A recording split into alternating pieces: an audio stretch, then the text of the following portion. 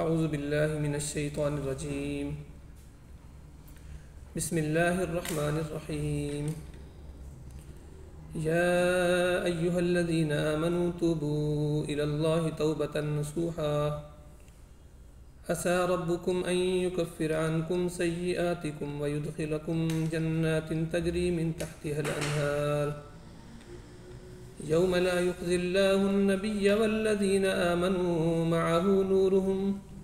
یسعى بین ایدیہم وبأیمانہم یقولون ربنا اتمم لنا نورنا واغفر لنا انک علی کل شیء قدیر صدق اللہ العظیم۔ اے لوگو جو ایمان لائے ہو،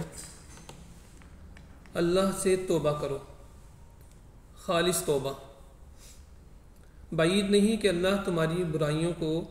برائیاں تم سے دور کر دے اور تمہیں ایسی جنتوں میں داخل کر دے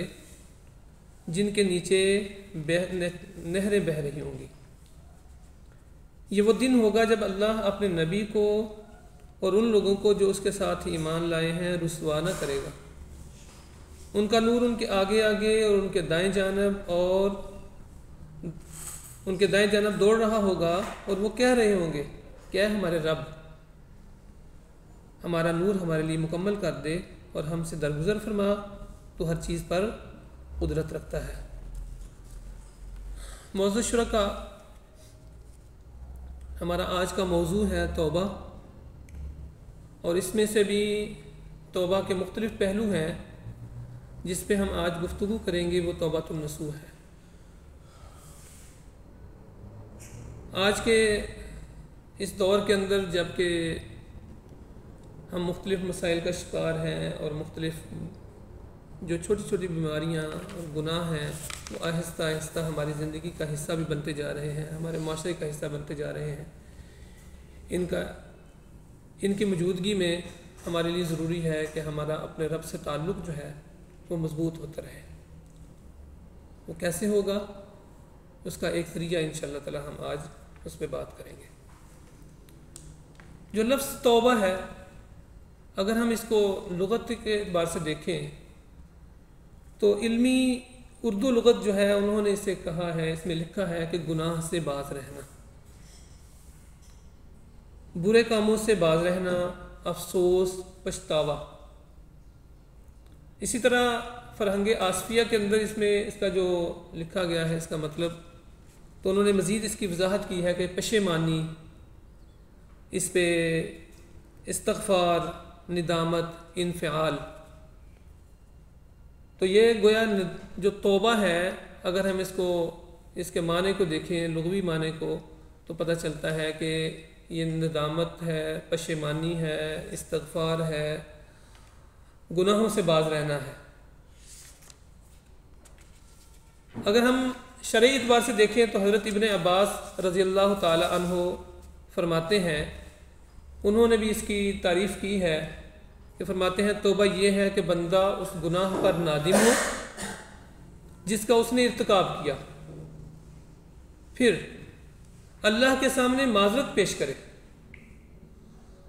پھر بندہ اس گناہ کی طرف نہ لوٹے، اس طرح نہ لوٹے جیسا کہ دودھ جو ہے وہ تھن کی طرف نہیں لوٹتا۔ جو توبہ ہے اس کا آغاز نسل انسانی کے ساتھ ہی ہو گیا۔ تخلیق آدم ہوئی ہے اور ساتھ ہی اللہ رب العالمین نے ان سے ایک آزمائش لی ہے اور ان سے وہ ایک فعل سرزد ہوا ہے، اور اس کے نتیجے میں اللہ رب العالمین نے جو قرآن مجید کے اندر ان کی رہنمائی فرمائی ہے وہ یہی الفاظ ہیں کہ فَتَلَقَّى آدَمُ مِن رَبِّهِ كَلِمَاتٍ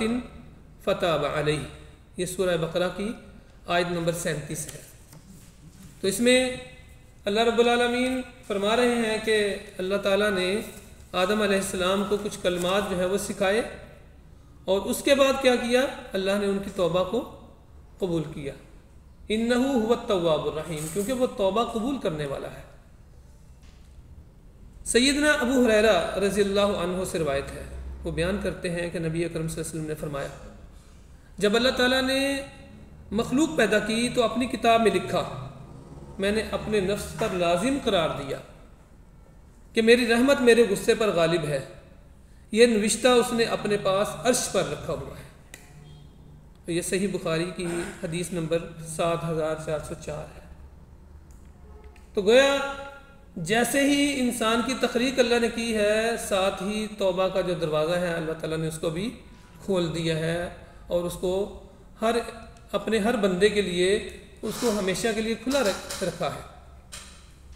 شرط کیا ہے؟ اللہ رب العالمین قرآن مجید کی سورہ شورى کی آیت نمبر 25 میں فرماتے ہیں کہ وَهُوَ الَّذِي يَقْبَلُ التَّوْبَةَ عَنْ عِبَادِهِ وَيَعْفُو عَنِ السَّيِّئَاتِ وَيَعْلَمُ مَا تَفْعَلُونَ، یعنی وہی ہے جو اپنے بندوں سے توبہ قبول کرتا ہے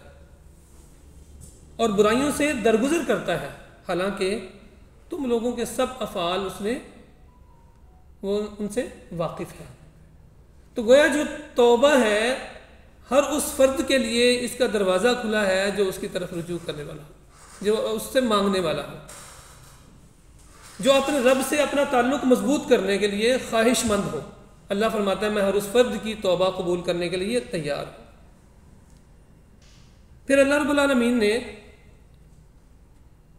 سورہ حجرات کے اندر بھی رہنمائی فرمائی ہے، اور اس کے اندر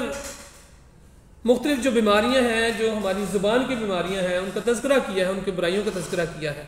کہ یا ایھا الذین آمنوا لا یسخر قوم من قوم عسى ان یکونوا خیرا منهم ولا نساء من نساء عسى ان